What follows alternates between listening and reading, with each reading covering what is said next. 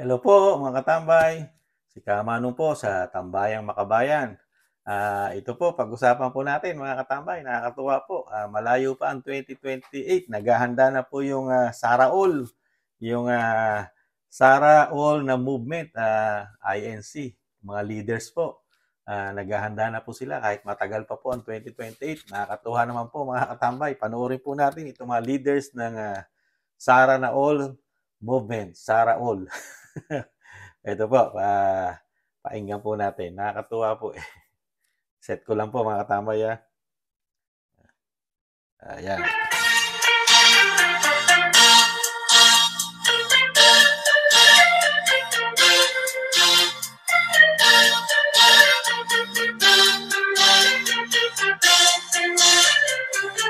Sabihin nila kung ano sasabihin nila, pero ito ang vision natin. Sabihin natin, ito ang damdamin natin eh. Walang pwedeng magsabi sa akin dahil ito yung karapatan natin sa ating sarili. At obligasyon natin ito. Ito ang Sara na Manila. Yes! Sara na! Sara na! Sara na! Ayan po. I-fast forward po natin mga katambay. Yung Sara All. Ayan.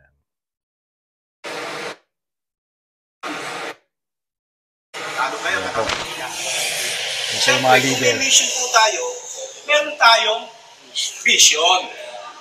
Ano ba ang vision natin? Bakit tayo nandito? May vision po tayo. Ang vision po natin yan, sabihin na nila kung ano sasabihin nila, pero ito ang vision natin. Sabihin natin, ito ang damdamin natin eh.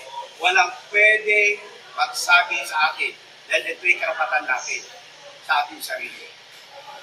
At obligasyon natin ito sa bayang Pilipinas. Kung sino ang gusto natin. Ito yung karapatan natin bilang mamayang Pilipino. Diba? May karapatan tayo dahil sa Sara na. Kaya ginagawa natin ang bagay nito dahil mahal natin ang bansang Pilipinas.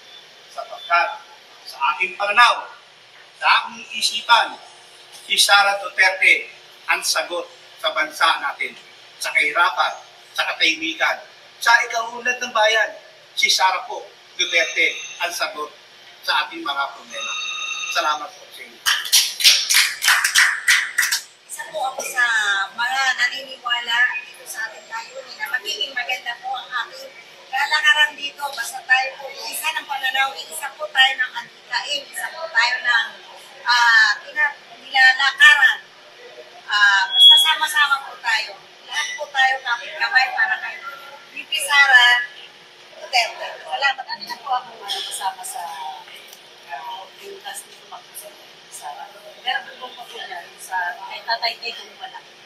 Mga riders na po kami. So nahawakan po po yung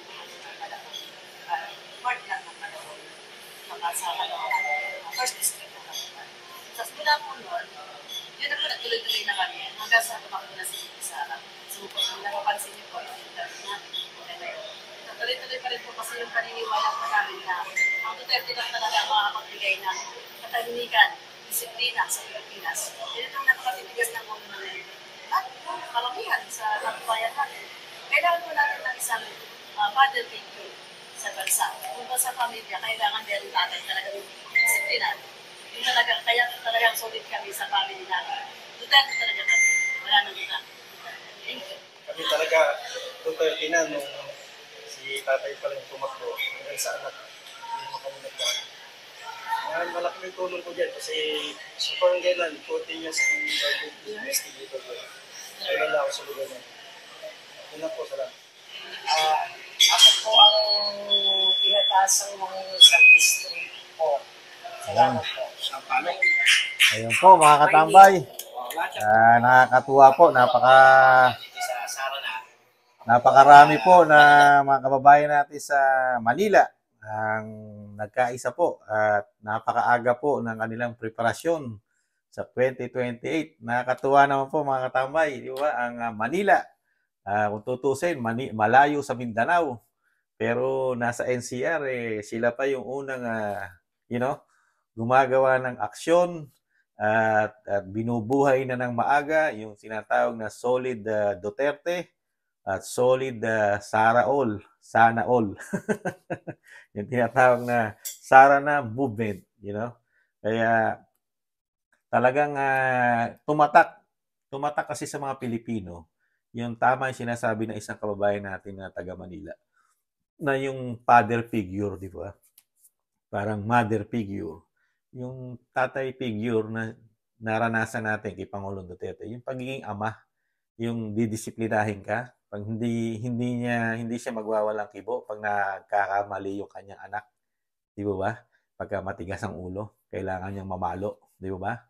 Ganun po ang nakita ng mga kababayan natin. Kaya nagkaroon po na sila ng pagbabago lalo ngayon, yung difference na dumating sa pamumuno po ng ating Pangulo na masyadong tahimik.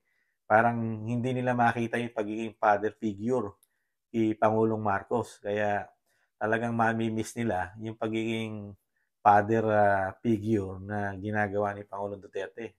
Dahil pati yung mga masasama, tingnan nyo, tumahimik. Pati mga adiksyones, di ba, sa mga barangay, sa mga probinsya, sa city, natakot. Mga naglaylo, yung iba nagpakabuti na, iniwasan na talaga yung droga, di ba? Nagpatayo ng maraming rehabilitation ng pamahalaan noong panahon ni Pangulong Duterte, di ba? Dahil nga yung pagiging ama ang pinakita niya kung paano dumisiplina ng matitigas na ulo ng ating mga kababayan, di ba? Ngayon po, nakikita po ng samahan ng Sara All movement na talagang si BP Sara ang talagang po pwedeng magtuloy ng mga naumpisahan ng kanyang ama. Kaya po maaga pa lang, talagang pinangungunahan na po nila dahil nakikita rin po nila ang sitwasyon na ginagawa po sa mga Duterte ngayon kung paano pabagsakin ang political ng mga Duterte, di ba? Lalo nga ang ating BP Sara dahil siya po yung malaking tinik po sa mga politiko ngayon na nag-aambisyon po na tumaas ang kanilang posisyon, yung pinaka-top na tinatawag na presidente, di ba? Kaya po pilit na pinababagsak. Napakarami pong issue ngayon ng mga Duterte. Idinidikit pa kay Pastor Kibuloy, di ba? Ngayon po sa barel. Tapos na sila ron sa issue ng ICC. Ngayon naman, napunta naman ho kay Pastor Kibuloy na kasama pa si Sara na nagbibit-bit ng bag. Gaano ka bigat ang baril para bitbitin ng isang babae na bagbag na baril daw. Tapos ang kasunod nung tanong sagot ng testigo, di umano. Paano paniniwalain? Puro di umano na nagbitbit ng baril yung matandang Duterte. Makakabitbit mo ba na mabibigat yun? Matanda na nga. Di ba? Talagang ibang klase rin ng hearing sa Senado. Kung paniniwalaan mo Senado sa hearing, talagang hindi na natin kailangan ng investigasyon na masusi. Dahil sila pa lang, pag nag-imbestige, talaga makukulong ka na nga sa investigasyon nila. Di ba? Kaya si Kamanong masaya dahil pinakita po ng mga taga-Maynila na mismo taga Maynila na sila mismo na-appreciate nila kung paano manungkulan ang mga Duterte samantalang napakalayo sa Mindanao, di ba? At sa tingin ni Kamanong, marami pa na susunod sa ginawa po ng mga Sara All movement ng Manila at pati po ang mga solid na nagmamahal sa mga Duterte, tsak pong susunod na po yan. At magpaparamdam na rin po yan sa mga social media, mga katambay. Yun lang po. Nakakatuwa po. At maaga silang, pinakikita yung puwersa ni BP para yung mga politiko na nag-aambisyon na siya ay pabagsakin, taong bayan na mismo ang magsasalita na talaga kung gaano nila poprotektahan ang ating Vice President dahil nakikita nila ang gawa, ang trabaho, ang malasakit, di ba? Ang pagmamahal sa bayan. Yun lang po mga katambay. Sa muli po, si Kamanong. Siyempre po, kung nagustuhan nyo ulit ating channel, siyempre paki-share, like, and subscribe na rin po para lumaki-laki ang ating channel, siyempre.